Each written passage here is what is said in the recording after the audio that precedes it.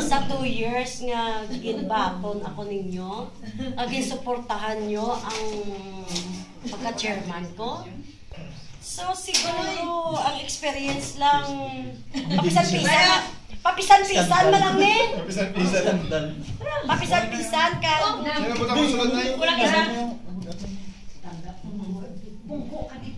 No, pinanlan with dedication. Mate!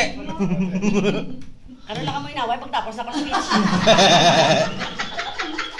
So, no, seriously, salamat sa suporta nyo in 2 years time. Ay, suportahan nyo ang VE Deto Yato nga chairman sa Ilongos, Belgium. So, at least I proved to myself and I proved to Ilongos, Belgium nga masarangan ko gali. Sa una, I'm hesitant. Nga, hindi ko na kayo wala ko experience. So, sang natilawang ko, then, nakaya ko man eh. Masarangan ko man. I do my best nga first time magpakita sang something sa founding anniversary sa Ilonggo. So, Diflor will do it also as well. No, I mean, kung ano ang naupisahan ko, kung nakita mo Diflor nga mayo, di continue. Pero sa tanaw mo nga daw wala, dito namin. So, don't continue. Don't copy. Don't copy, wala. So, but still,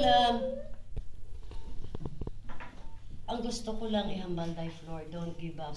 Nag-give up, nag-step down lang ko tungod sa trabaho, pero kung hindi, I still continue being the chairman of this organization.